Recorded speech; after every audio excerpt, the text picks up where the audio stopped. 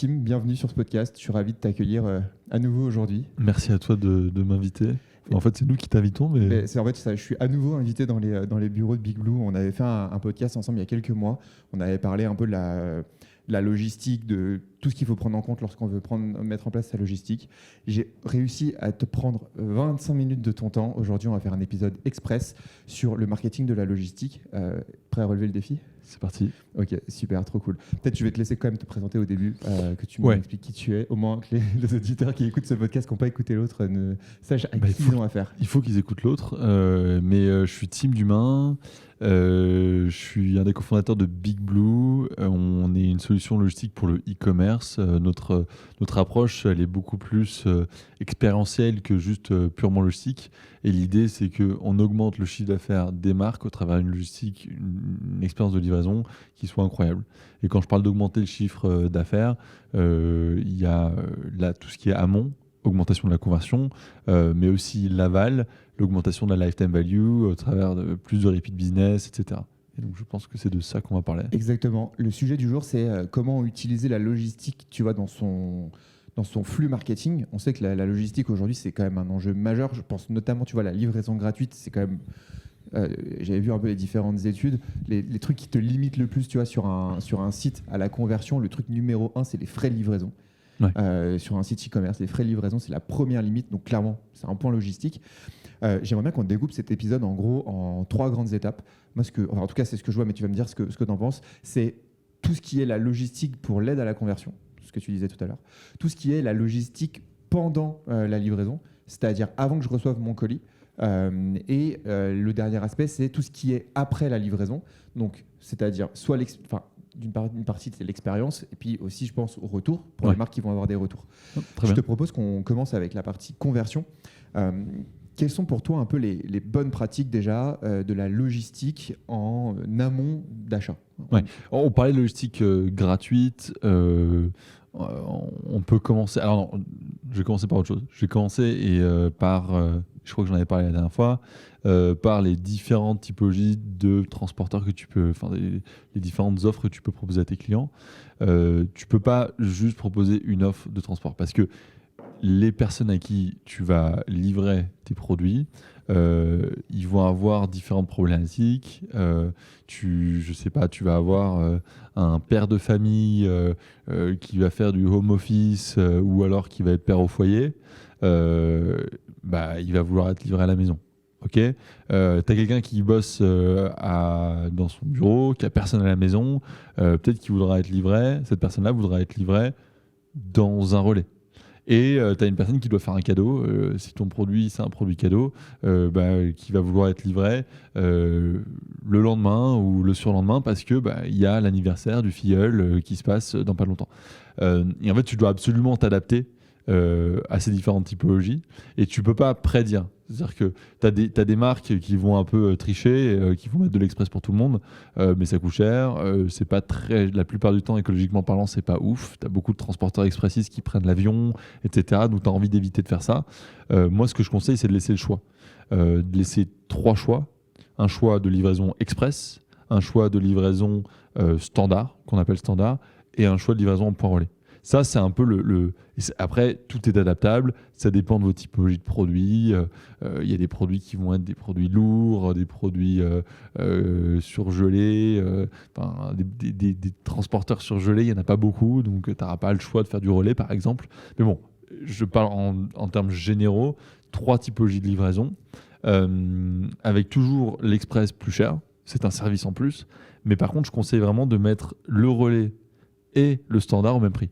On prend souvent le point relais comme étant une option cheap, mais en fait non, c'est une option plus convenient, plus pratique, plus facile. Pratique, ouais. Oh, l'enfer du gars, quoi. Insupportable.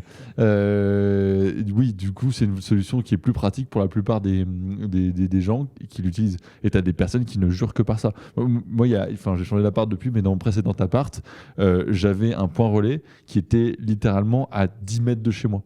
Et en fait, j'avais pas de gardien, j'avais personne. Donc, c'était presque mon gardien, tu vois. Et je préférais largement le relais. Et quand un site proposait pas le relais, je savais que ça allait être une galère de me faire livrer chez moi. Quand un site proposait pas le relais, en fait, je commandais pas. Parce que j'avais une boîte aux lettres qui était fine comme ça, on mettait pas de colis dedans, et la plupart du temps, il y avait les livreurs qui m'appelaient, j'étais au boulot, je répondais pas, etc. Donc impossible. Donc, tu vois, enfin, c'est des cas, et en fait, des cas comme ça, t'en as plein. Ça, c'est la première chose. Et ensuite, ouais, la livraison gratuite.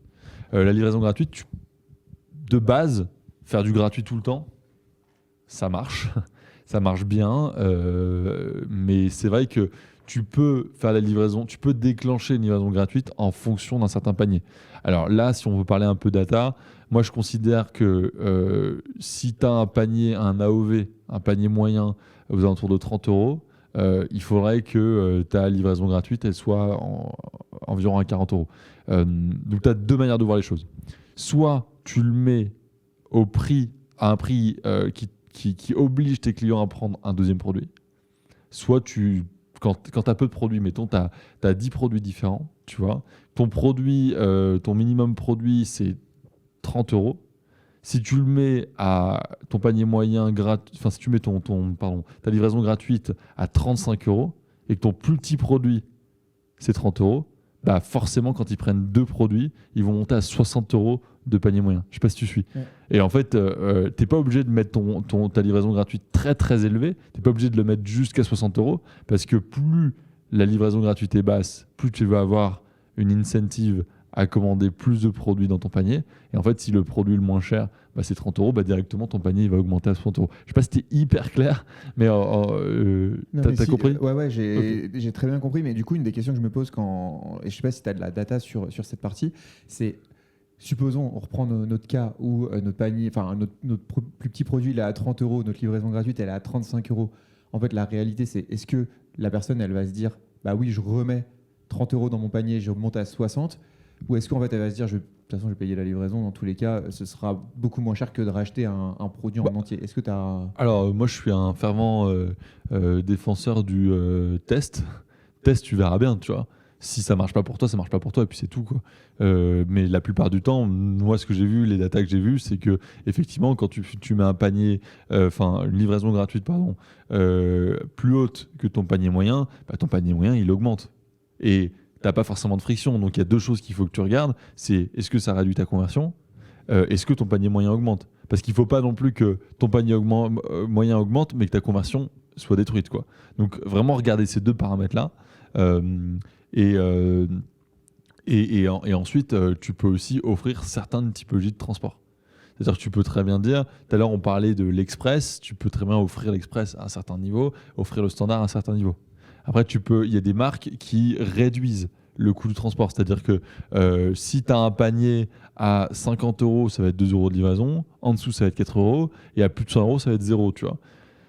Moi, je pense que dès que c'est un peu plus compliqué, ça ajoute de la friction. J'ai pas forcément les datas et les résultats là-dessus. Je sais qu'il y a des grosses marques qui le font, mais je pense que c'est juste ajouter de la friction supplémentaire et c'est pas forcément efficace. Donc voilà, le truc que tu peux mettre de base en place, c'est regarder ton panier moyen. Tu fais un peu plus élevé que ton panier moyen et tu en profites pour augmenter ton chiffre. Mais dans tous les cas, offrir de la livraison gratuite, c'est à peu près obligatoire. Okay. C'est-à-dire que ça soit gratuit pour tout, si tu peux te le permettre, ou gratuit en fonction d'un certain panier moyen, c'est impératif parce que c'est un enjeu de conversion. Il y a plein de personnes qui ne commandent pas s'ils n'ont pas une possibilité d'avoir la livraison gratuite. En fait, c'est exactement ce que ça rejoignait un peu et ça rejoint un peu ce que je vois aussi dans ce qu'on met dans les ads. C'est sur Google Ads, c'est un truc qu'on met vachement en avant, c'est la livraison gratuite. Et tu vois que dans les performances, les meilleurs taux de clics sont aussi souvent sur ce type d'avantage directement dans les ads. Est-ce que, juste pour finir sur la partie des différents types de livraison que tu offres, est-ce que tu as un prix, par exemple, sur le standard ou point relais ? C'est quoi le prix de départ idéal ? Est-ce que tu as un peu de données ou des infos sur ça ? Ouais, alors, ça dépend de ton produit. Mais c'est vrai que le 4,90, ça marche bien. C'est moins de 5 euros, donc tu peux le mettre. En même temps, c'est un peu significatif. C'est-à-dire, c'est aussi toi, ta stratégie. Qu'est-ce que tu veux couvrir et comment tu veux le couvrir. Moi, si tu as un produit où le prix est assez élastique, donc tu n'as pas trop de concurrence sur des mêmes typologies de produits, tu vois, je conseille d'inclure une grosse partie du prix de la logistique dans le prix du produit. Parce que c'est plus facile tu parlais des biais cognitifs, hein, tu parlais de ce que vous mettez dans les ads. C'est plus facile pour quelqu'un d'accepter le fait que le produit soit à 35 € livraison gratuite qu'un produit à 30 € et 5 € de livraison. C'est le même panier, mais c'est beaucoup plus facile. Parce qu'ils sont déjà plus ou moins convaincus que le produit il vaut 35 €. Si derrière ils découvrent que la livraison elle est gratuite, c'est facile. Donc en fait, on parle de conversion, mais le conversion c'est un funnel. Tu vois, tu as plein de petites étapes où tu as des gens qui dropent quoi. Tu as des gens qui dropent en voyant la pub, ils cliquent pas dessus quoi. Tu as des personnes qui cliquent et qui dropent en voyant la landing. Tu as des personnes qui mettent au panier, qui dropent en mettant au panier. Enfin voilà. Et ton objectif c'est que cette personne elle aille à chaque étape, quoi, à la prochaine étape. Et du coup, pour aller parce que la livraison, souvent, tu le découvres dans le panier. Pour aller du panier à l'achat, à l'acte d'achat, il faut qu'il y ait le moins de friction possible. Et pour moi, c'est une des meilleures manières d'éviter la friction. Mais si on veut, il y a un peu des paliers mentaux, les 2,90 €, 4,90 €, 9,90 €, ça fonctionne plutôt bien. Donc en gros, 2,90 € quand tu as des clients qui sont un peu cheap, qui ne veulent pas mettre d'argent là-dedans, ça marche bien, c'est un peu le minimum. Tu vois, tu mets 2,90 €, tu n'as pas l'impression de te faire arnaquer. 4,90 € quand tu as un produit qui est un peu plus cher ou tu as des gens qui sont plus aisés. 4,90 €, tu as déjà un panier à 100 balles, 4,90 €, ça va. Et 9,90 € souvent pour l'express, c'est pas mal, ça marche bien. Okay. Voilà. Après, à 9,90 €, tu vas couvrir la majeure partie de tes frais d'express. 4,90 €, tu vas couvrir la majeure partie de tes frais relais, tes frais standards. Donc pour toi, c'est un bon calcul la plupart du temps. Ok, ouais, ça te permet de ne pas forcément supporter trop le poids de la livraison tout en offrant une expérience minimum correcte à tes clients. Exactement. Il y a un point que tu disais tout à l'heure qui est intéressant, c'est on découvre le prix des produits dans le panier. Le prix de la livraison dans le panier, même parfois on le découvre bien plus tard, c'est-à-dire juste au moment où tu as rentré déjà tes informations personnelles. Je pense qu'il y a quand même un enjeu sur remonter le prix ou le coût d'une livraison assez tôt, de l'informer en tout cas. Est-ce que c'est des choses que tu as vues? Est-ce que c'est des choses sur lesquelles vous bossez un peu ou comment tu... Alors, non. Et je le vois peu. Et on ne bosse pas dessus. Et pour une bonne raison. C'est qu'il y a une différence entre avant-panier et après-panier. C'est qu'au panier, tu as mis ton adresse mail. En fait, c'est plus facile d'aller renvoyer des emails, d'aller convaincre quelqu'un de revenir sur son panier quand tu as son email que quand tu l'as pas. Et si quelqu'un voit le prix de la logistique, du transport trop tôt et que cette personne-là drop avant d'avoir donné son adresse email, tu l'as perdu pour la vie. Enfin, tu es un expert en ads, tu sais très bien que quand tu n'as pas d'adresse email, tu fais rien. Tu vois, c'est juste... ouais, c'est du vent, quoi. C'est du vent. C'est du vent. Donc ouais, tu as tout intérêt à récupérer cette adresse email et pouvoir faire un flow email panier abandonné pour pouvoir récupérer la personne. Et les flows email panier abandonné fonctionnent hyper bien.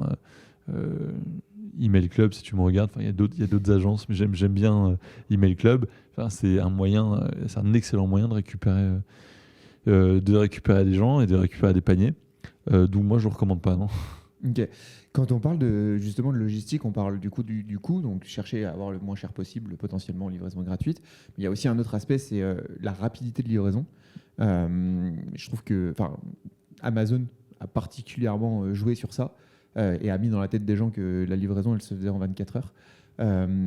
Comment tu peux réussir à utiliser justement la livraison rapide ou la rapidité de livraison ou les délais de livraison en tout cas pour en fait prévenir les gens de quand est-ce qu'ils vont recevoir leurs produits et dans ton tunnel et mieux convertir quoi. Ouais.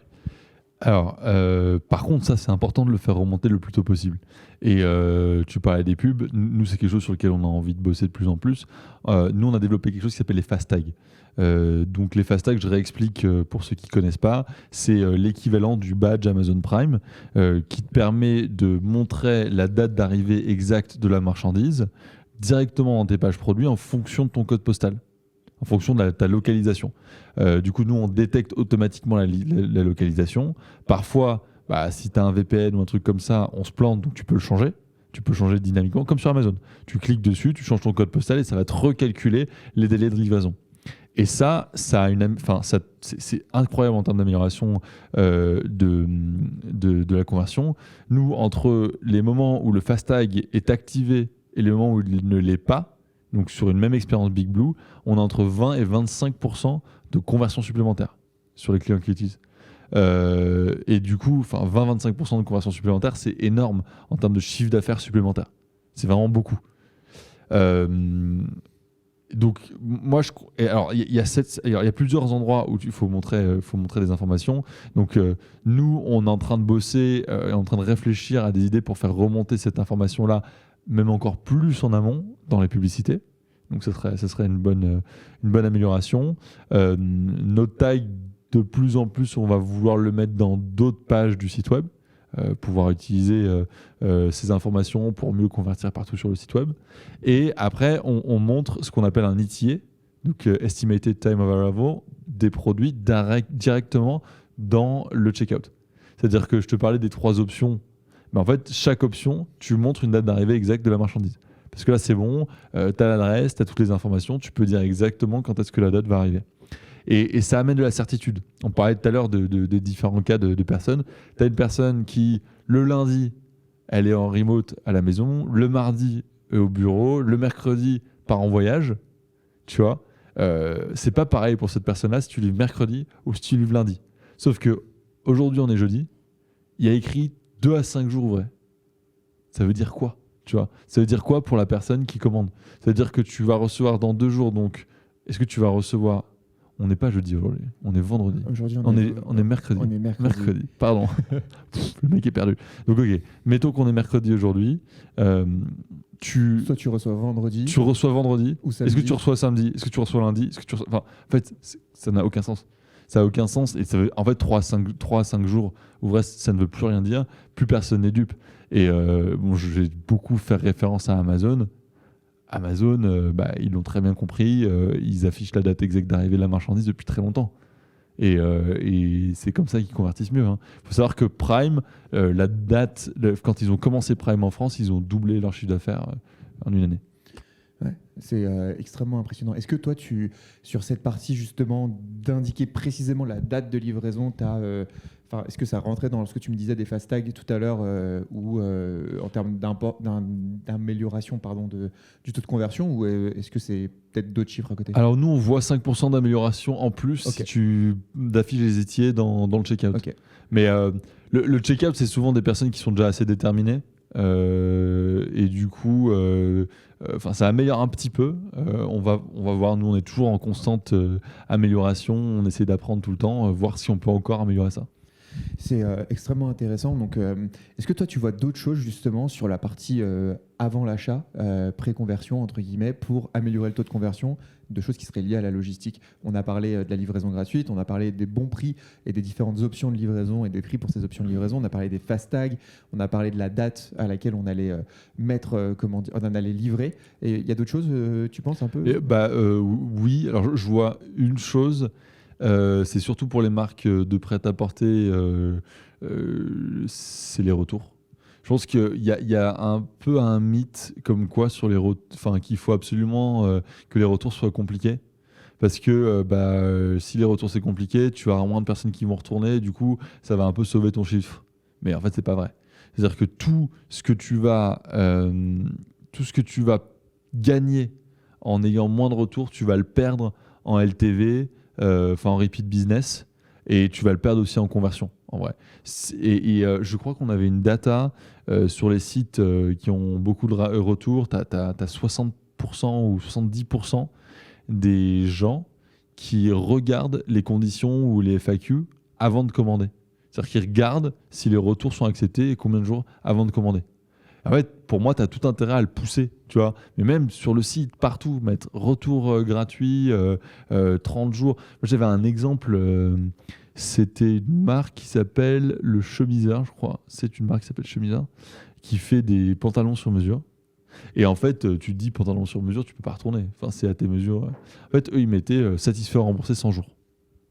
Et moi, je suis un peu grand, comme tu as pu le voir. J'ai besoin de pantalons à ma taille. Et du coup, je me suis dit, en vrai, j'ai pas de friction, quoi. Donc, j'ai pris mes mesures, j'ai fait mon pantalon. Et si je suis pas content, si c'est pas à ma taille, je le renverrai. Tu vois, et ils savent très bien, ils ont un taux, hein, ils ont un taux de retour, c'est pris en considération dans leurs chiffres, ils savent que c'est ça en moins sur leur marge, mais ils savent aussi que c'est ça en moins dans leur coût marketing. C'est-à-dire que si ton site, grâce à ça, il convertit 25, 30, 50% de plus, et que ça augmente tes retours de 10%, bah, oui, tu as eu la production de tes pantalons. Alors là, dans ce cas particulier, c'est difficile de les revendre parce que c'est déjà des pantalons sur mesure.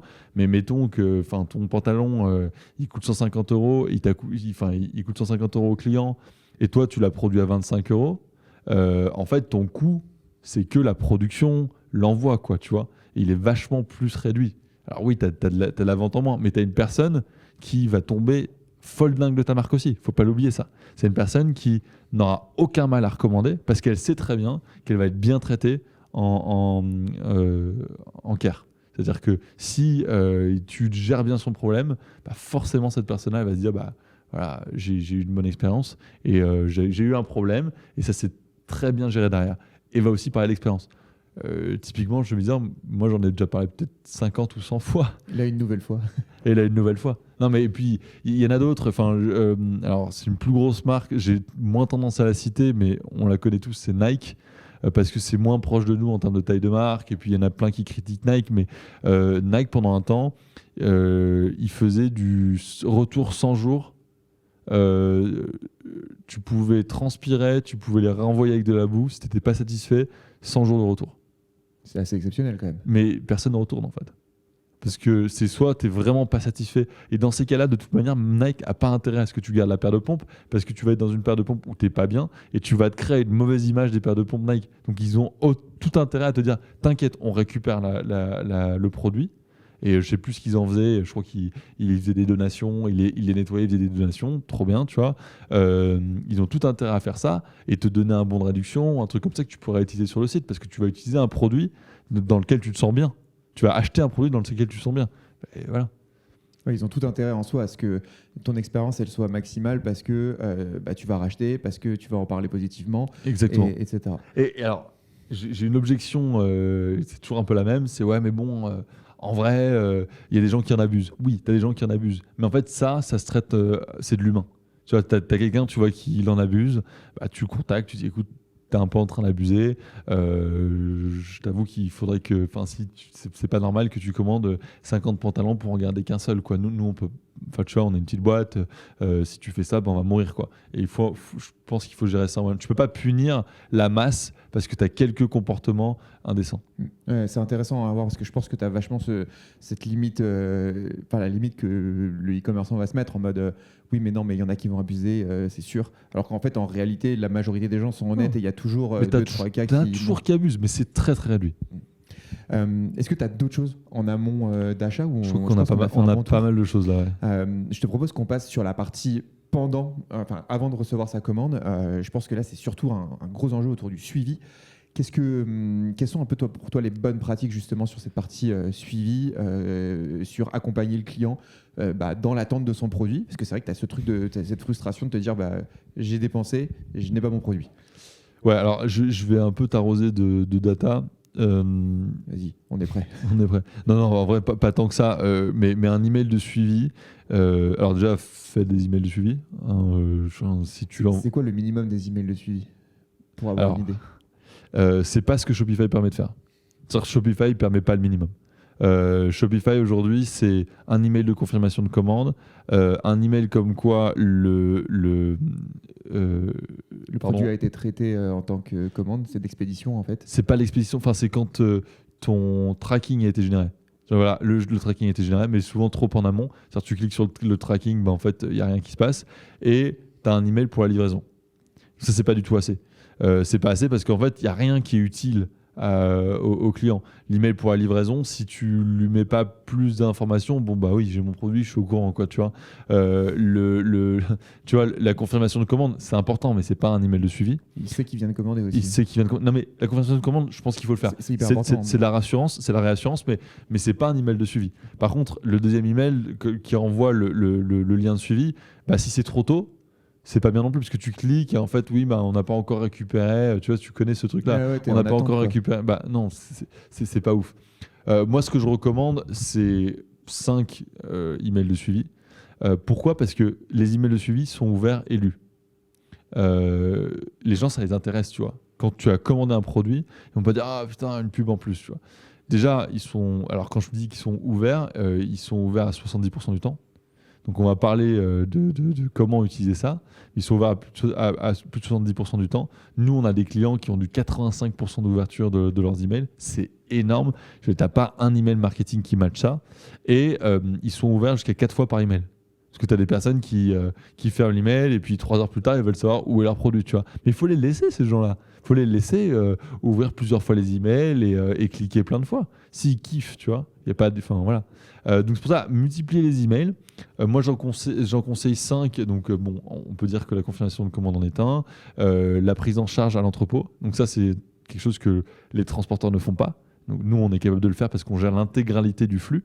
Donc, on a commencé à préparer ta commande. On a remis ton produit au transporteur. Ton colis va être livré aujourd'hui. Ton colis est dans la main de ton livreur et va être livré bientôt. Et ton colis est livré. Moi, j'aime bien ces 5-là. Et par contre, ces 5-là, il faut les utiliser. C'est-à-dire que ça ne peut pas être juste... Donc déjà, c'est de l'informationnel. C'est très bien déjà d'avoir ça juste en informationnel parce que ça te permet de réduire la pression sur ton customer support. Et quand tu as une petite boîte, le customer support, c'est souvent toi. Donc ça réduit un peu la pression sur toi. Tu as moins de où est mon colis, etc. Et derrière, c'est vachement bien parce que c'est une plateforme pour faire du marketing. Nous déjà, il n'y a aucun email où il y a des gros logos Big Blue dans tous les sens. Les emails, il y a le logo de la marque, il y a le branding de la marque, les couleurs de la marque, même le bouton du suivi du colis, c'est la couleur de la marque, c'est la marque qui décide, tu vois. Et on leur laisse un encart où ils peuvent choisir, la marque peut choisir ce qu'elle va mettre. C'est un encart marketing. Ça peut être quelque chose pour renvoyer vers un bon de réduction, un truc de parrainage, des trucs comme ça. Et ça convertit hyper bien. Bon, après, il y a des trucs un peu plus techniques. Sur le dernier email, on demande si ça s'est bien passé ou si c'est mal passé. Ça, c'est autre chose. Ensuite, nous, on a une page de livraison. Et ça, c'est quelque chose qu'on a développé récemment. Et la page de livraison, pareil, on veut que ce soit une plateforme marketing. Dans notre page de livraison, nous, on propose des produits similaires. Personne ne fait ça. Enfin, Chronopost, je pense pas qu'il fasse ça, tu vois. Donc la marque, en fait, nous, on est connecté au Shopify et du coup, on va chercher les produits qui sont recommandés, qui sont le plus souvent associés avec les produits qui ont été achetés et on fait des recommandations directement dans la page de suivi. Donc tu as évidemment les informations qui sont importantes, l'adresse, les produits qui ont été commandés, la situation, en fait, tu as une espèce de barre de chargement pour savoir où est le colis et des produits recommandés. Ok. Ouais, en fait, en gros, ton expérience pendant la livraison, elle a lieu à 2 endroits.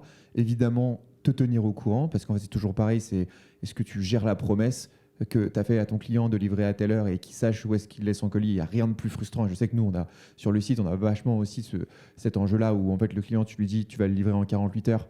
Bah ouais, mais en fait, à 48 heures, le gars, il est à sa porte. Et s'il n'a pas été livré, il te le fait savoir. Donc, c'est extrêmement important. Et après, tu as l'autre aspect qui est l'aspect de faire du marketing autour de ça parce que c'est ultra ouvert, c'est ultra utilisé et que les gens, ils sont ultra friands de la data de leur livraison. Et c'est un truc hyper important. Est-ce que tu vois d'autres choses pendant l'acte de livraison, pendant l'attente de ce colis, qui sont importants à bosser avant de passer sur la partie post-achat ?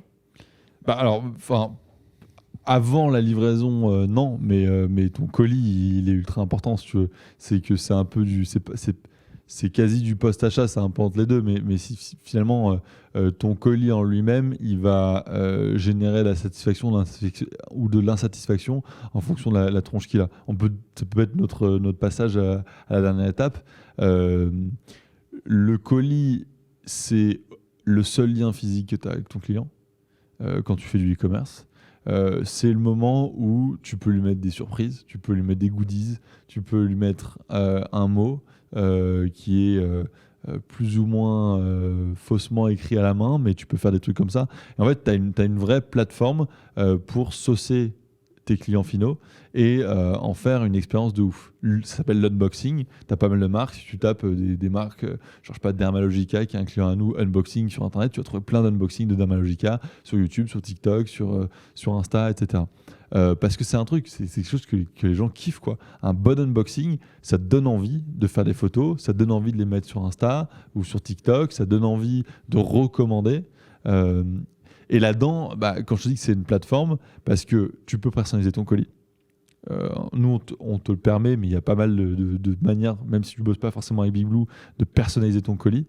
Donc, mettre à l'image de ta marque, tes couleurs, ton logo, mettre un message de remerciement. Moi, je conseille même dans ton colis de mettre, de demander.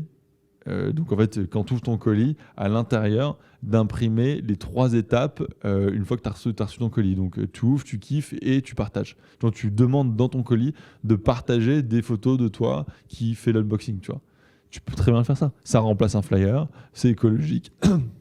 Et c'est le premier truc que les clients finaux vont voir en ouvrant le colis. Pardon. Ensuite, le flyer, il est assez important parce que tu peux faire beaucoup de choses sur un flyer. Tu peux raconter des choses sur ta marque, donc rendre les gens de plus en plus amoureux de ta marque. Tu peux mettre un message de remerciement, tu peux mettre un bon de réduction, tu peux mettre ton truc de parrainage. En fait, ce que je te disais tout à l'heure dans tes emails, tu peux aussi le mettre dans ton colis. Ça peut être aussi des guidelines pour utiliser le produit, ça peut être plein de choses. Tu vois, ça, il faut jouer avec ça.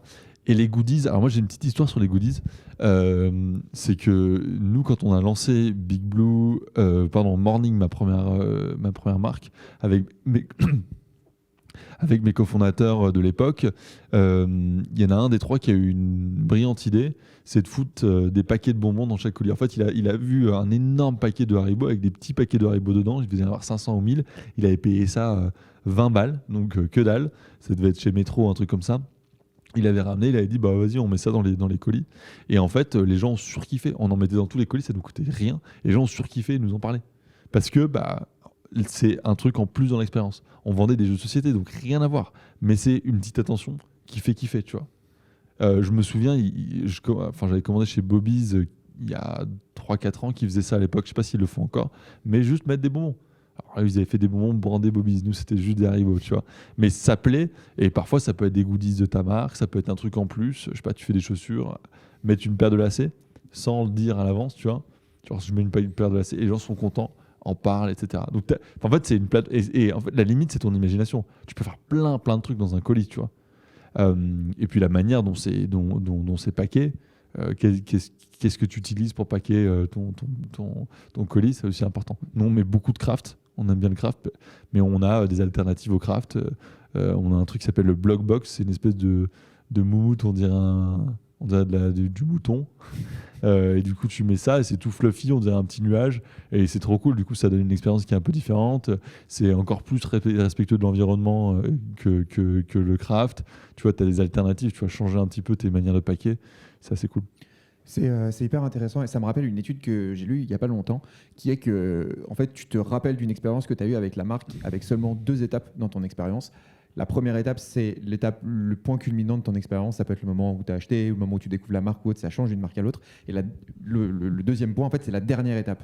Et en e-commerce, la dernière étape, c'est très souvent le moment où tu reçois ton colis. Ouais. Et donc, en fait, ce qui est sûr, c'est que dans cette chaîne-là, c'est le moment de la réception du colis qui est le plus important.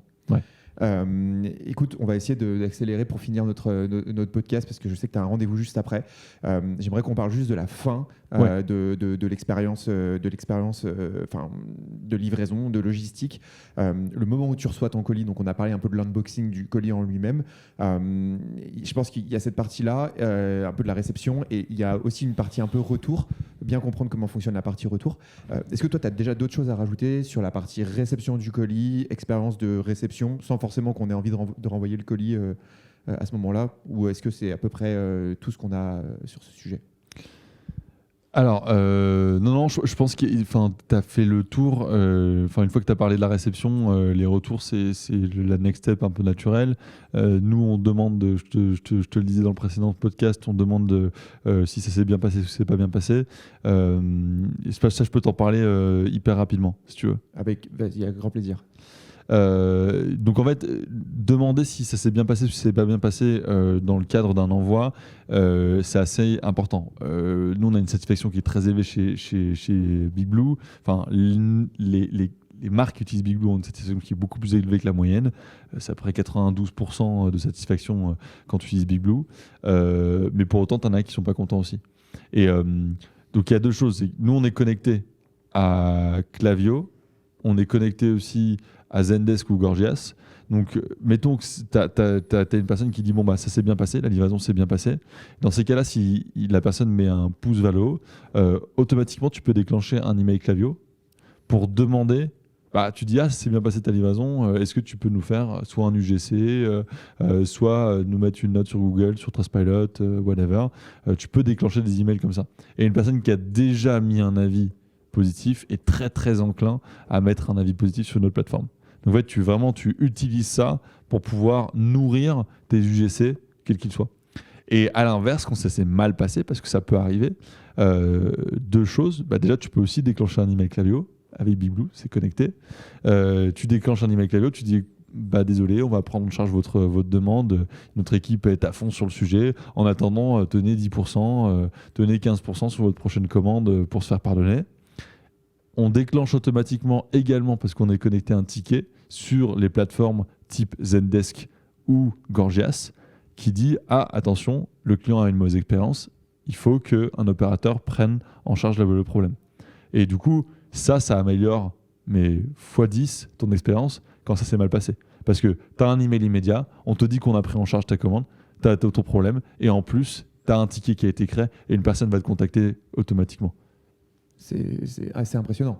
Surtout que quand tu sais que, je ne sais plus c'était quoi les chiffres, mais un client non satisfait va en parler à 7 ou 9 personnes autour de lui, là où un client satisfait va en parler uniquement à 3 personnes autour de lui. En fait, la mauvaise presse va beaucoup plus vite que la bonne presse. Donc, en fait, tu as tout intérêt dans son malheur, qu'ils se disent ouais, en fait, ils ont quand même été hyper bons à gérer mon malheur. Bien sûr. Mais en fait, tu transformes un client insatisfait en fan.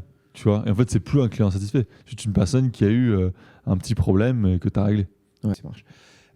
Ok, du coup, maintenant qu'on a vu cette partie expérience et qu'on a transformé pas nos ennemis, mais en tout cas les gens pas très contents en fans, il y a quand même un élément du coup assez important, c'est la partie retour. C'est souvent un cauchemar à gérer quand tu es un e-commerçant. C'est quoi, toi, tes bonnes pratiques sur la partie retour? Comment on gère ça correctement? Ouais, donc déjà, accepter les retours, c'est hyper important et faciliter derrière les retours. C'est-à-dire qu'il ne faut pas que ça soit caché, que la méthode de retour soit cachée dans les conditions générales de vente avec un process ultra compliqué, etc. Pour moi, il faut le mettre en évidence dans ton process de tracking, que ce soit sur ta page de tracking ou dans tes emails de tracking suivi, sur ton bon de livraison, la manière de faire des retours, un peu partout, sur le site aussi. C'est-à-dire que si la personne va sur le site et qu'elle cherche, elle doit pouvoir trouver process retour, bam, je tombe sur la bonne page. Nous, ce qu'on fait, c'est qu'on met carrément un QR directement sur le bon de livraison que tu peux flasher avec ton téléphone. Ça trouve une page qui est optimisée mobile, d'ailleurs qui n'est optimisée que mobile. Ça t'ouvre une page et dedans, tu as directement ta commande parce que le QR code change à chaque bon de livraison. Donc, c'est un QR code qui est propre à ta commande. Et du coup, tu vas voir directement les produits qui sont dans ta commande. Les produits que tu veux renvoyer, tu peux les sélectionner. Tu peux sélectionner les raisons pour lesquelles tu veux les renvoyer. Nous, on permet aussi de renvoyer ultra facilement. Il n'y a que 30% des Français qui ont une imprimante, des Européens qui ont une imprimante. Donc, on fait du printerless. Je t'en avais parlé lors du précédent podcast.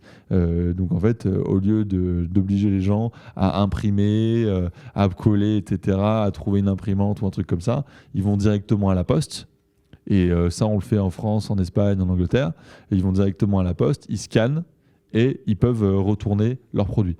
Pour moi, ça, c'est les best practices. En fait, nous, on ne fait que des best practices pour les retours. Après, il y a un best practice sur les remboursements. Nous, on propose, et on fait un peu comme Deliveroo là-dessus. On s'est plus inspiré avec Deliveroo que d'Amazon. C'est-à-dire qu'on propose soit d'être remboursé, et là, tu as un délai, parce que tu as les délais de carte, de processing de carte, etc. Soit d'obtenir un bon, donc ce qu'on appelle un store credit, qui est automatiquement généré sur ton site et que la personne peut réutiliser.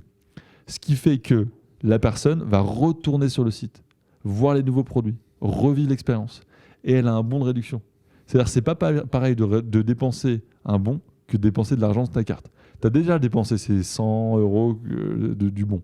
Et du coup, il y en a beaucoup qui font de l'upsell. Nous, on a 40% des bons de réduction qui sont liés à ce process de retour où les gens font de l'upsell. Est-ce que justement ce bon de réduction, est-ce que tu peux te permettre par exemple de dire il sera 10% de plus que le montant de votre commande si vous le transformez par exemple en bon de réduction? Pas aujourd'hui. Mais ça pourrait, ça pourrait. On est en train d'explorer des manières de l'améliorer. Toujours pareil, amélioration constante, quoi. Non, c'est clair, mais je trouve que ça pourrait être hyper intéressant de dire oui, faites-vous rembourser, vous avez 100% de votre montant. Rachetez avec du store credit, vous avez 110% de votre montant ou 115%, enfin peu importe ce que le site veut mettre en place. Tu vois, on n'a même pas besoin de le faire parce qu'on a déjà 60% des gens qui choisissent le store credit versus le remboursement classique. Donc c'est qu'il y a. En fait, la plupart des personnes qui retournent un produit, très souvent, c'est pour changer. Hein. C'est pour en racheter un. C'est pas juste pour se faire rembourser. Ça arrive, donc du coup, dans 40% des cas, et ben dans ces cas-là, ils sont remboursés, il n'y a pas de souci. Ok. Et une fois que tu as fait ton retour, tout s'est bien passé sur ta plateforme, tu renvoies ton colis même si tu n'avais pas ton imprimante. Il y a quand même un élément qui est important, je le vois moi sur le site, c'est les gens ils me demandent toujours il est où mon argent, il est où mon remboursement, il est où mon colis. Du suivi sur les retours. Nous, on fait le suivi sur l'aller et le retour. Et ça, c'est un truc que peu de marques font, d'assurer le suivi du retour, d'envoyer des emails. Pareil, nous, c'est des super emails à l'image de la marque. Tu peux suivre ton retour. Donc, tu sais exactement où c'est. T'es pas dans le noir, quoi. Ok. Eh ben, écoute, merci beaucoup. Est-ce que tu voyais d'autres points sur la partie logistique, optimisation, sur un des 3 aspects ou d'autres aspects qu'on n'aurait peut-être pas abordés? Il y en a peut-être d'autres, mais je ne les ai pas en tête et ce sera peut-être l'occasion de se refaire un podcast ce sera avec grand plaisir. dans 9 mois. On fera ça. Ce que je te propose aussi, c'est que tu pourras m'envoyer ça par mail. Je rajouterai ça dans le récap que j'ai dans les épisodes. En tout cas, merci beaucoup, Tim. Pour ceux qui veulent écouter les 3 derniers points de que je pose, la question que je pose à tous mes invités à chaque fois, ils pourront l'écouter dans le premier podcast où tu avais déjà répondu à mes 3 questions. Et puis, je te souhaite une excellente journée et merci pour ton temps. Toi aussi. Allez, à Salut, plus. ciao.